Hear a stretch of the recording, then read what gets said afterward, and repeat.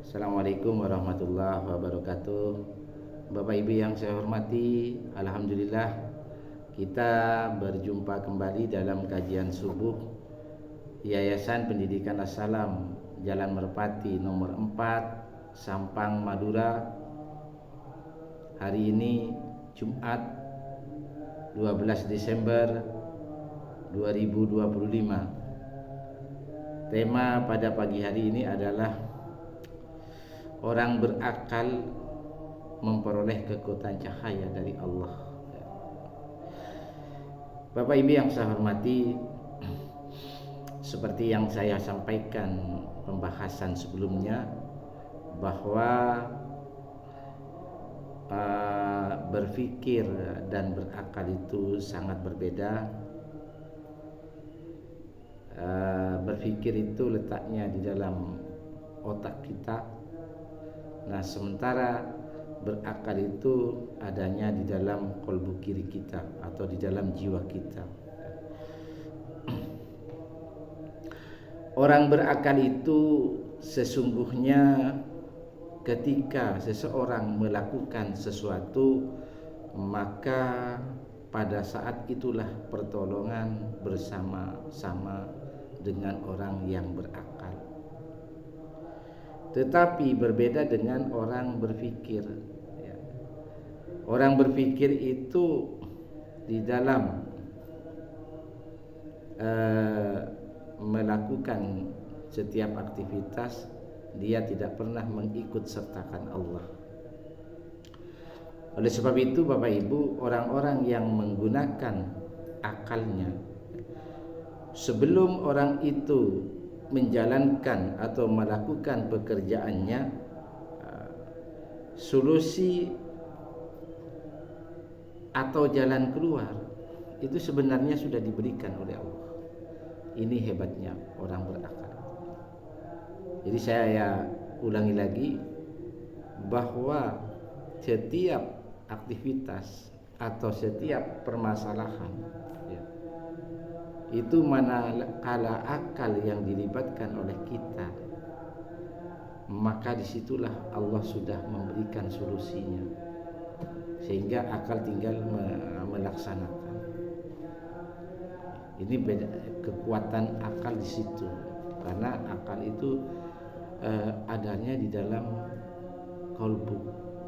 Di dalam kolbu kiri itu ada iman, ada jiwa, ada fuad, yang selalu menjaga kedekatannya dengan Allah, selalu berkomunikasi dengan Allah, sehingga cahaya Allah itu selalu mengalir kepada orang-orang yang seperti itu. Ya, otomatis orang itu dalam kondisi beriman kepada Allah. Orang itu selalu istiqomah di dalam menjalankan setiap ibadahnya kepada Allah. Orang itu selalu hati-hati, jangan sampai setiap bertindak maka menyebabkan murka Allah. Itulah orang-orang yang berakal. Biasanya orang yang berakal itu mengambil hikmah dari setiap peristiwa yang dialami. Dia tidak pernah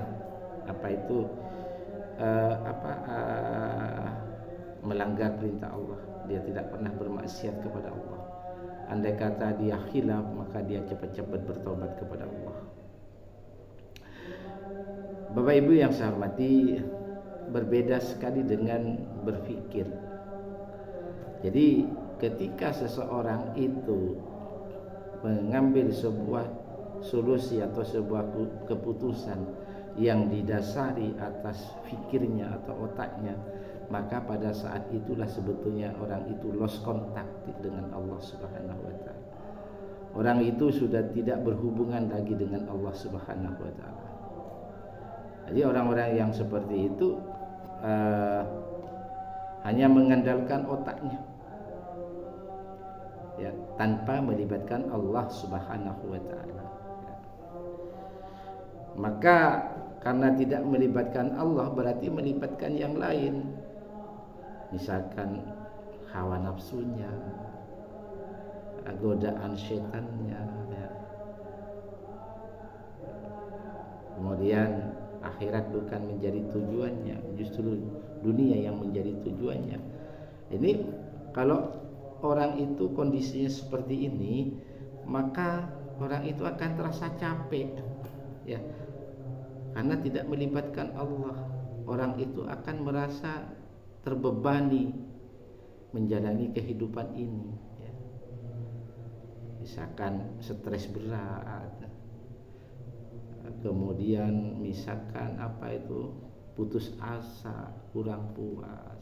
Ini ciri-ciri daripada fikir, ya. Andaikan tujuan yang dia harapkan itu tercapai, itu tidak pernah membawa kepuasan, justru ingin mencari kepuasan lagi untuk berikutnya. Nah, disinilah maka orang itu terasa terbebani, bisa stres, ya, bisa cemas. Biasanya orang ini emosinya tidak stabil, terutama soldernya itu, ya.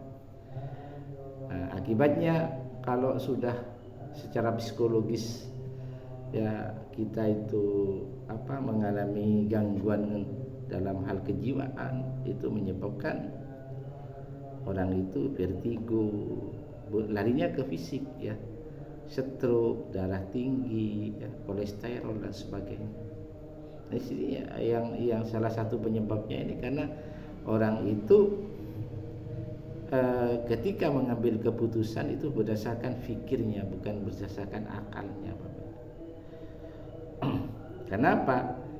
Ketika orang itu mengambil sebuah keputusan atau mengambil langkah hanya fikir yang dijadikan pengambil keputusan, maka fikir itu tidak lost kontak dengan Allah, maka otomatis orang itu tidak bertawakal kepada Allah. Apa yang dia inginkan harus tercapai, sehingga kalau gagal akan mengalami sifatnya frustasi, kecewa dan sebagainya.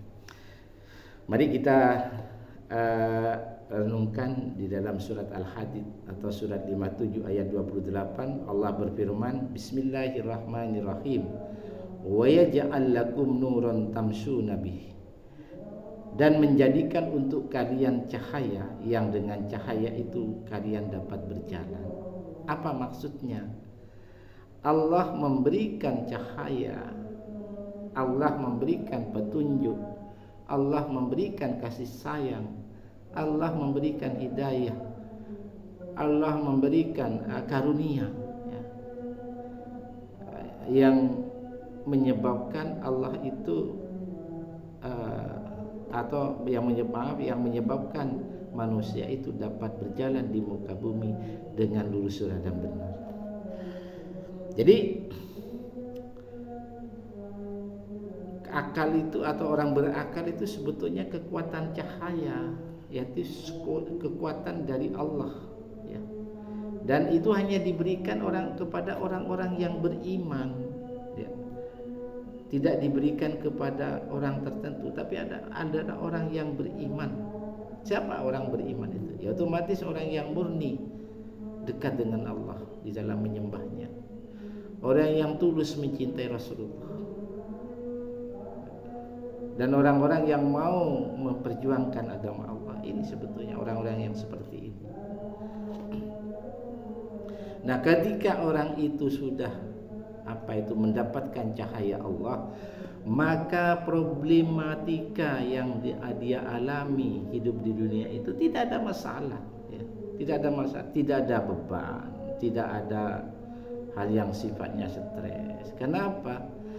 Karena segala urusan dunia orang itu memasrahkan kepada Allah. Dia hanya sekedar ikhtiar, ya. Dia yakin bahwa semua itu dari Allah, ya. Ujian, musibah dari Allah, segala bentuk permasalahan itu dari Allah. Makanya orang berakal itu kalau punya problem, ya, punya masalah, itu bukan masalahnya dulu yang dipikirkan, tapi Allah dulu. Jangan-jangan problem atau masalah ini menyebabkan saya dari Allah, jauh dari Allah, itu yang dipikirkan, Bapak Ibu. Jadi Bapak Ibu yang saya hormati, ya, orang berakal itu mekanismenya di dalam menyelesaikan masalah itu, sebelum melangkah ya, maka orang berakal itu tidak melangkah kepada tujuannya atau kepada apa solusi yang ingin dia capai, tapi dia itu melangkah ke Allah dulu. Dia lapor kepada Allah, dia curhat kepada Allah, dia bermunajat kepada Allah, dia menangis, minta kekuatan iman kepada Allah. Barulah dia itu setelah mendapatkan petunjuk dari Allah, dia melangkah. Jadi langkah-langkah orang berakal itu sudah diambil alih oleh Allah, dan Allah sudah memberikan solusinya. Nah, ini hebatnya orang yang berakal dibandingkan dengan orang berpikir. Kalau orang berpikir itu tidak melibatkan Allah, makanya Bapak Ibu, pentingnya kita itu menjaga keimanan, pentingnya kita menjaga kesucian jiwa kita, qalbu kiri kita, kita harus betul-betul ini dipelihara agar cahaya Allah itu turun kepada diri kita. Semakin derasnya cahaya Allah turun itu kalau Bapak Ibu atau kita semakin rutin menjaga keistiqomahan di dalam ibadah, semakin istiqomah di dalam menjaga kesucian jiwa, kesucian qalbu kiri. Mohon maaf, kita tidak mau makan dari barang yang haram atas nama Allah, atas nama ridho Allah, Kemudian hidup kita itu kita curahkan bahwa akhirat sebenarnya tujuan kita, sementara dunia itu adalah bagian dari perjalanan hidup kita. Kemudian kita itu setiap aktivitas kehidupan kita itu diniatkan karena Allah, semuanya karena Allah. Nah, disitulah yang disebut dengan orang berakal. Tujuannya adalah mencari ridho Allah. Bapak Ibu yang saya hormati, mudah-mudahan ini jadi renungan bersama. Terima kasih. Wassalamualaikum warahmatullahi wabarakatuh.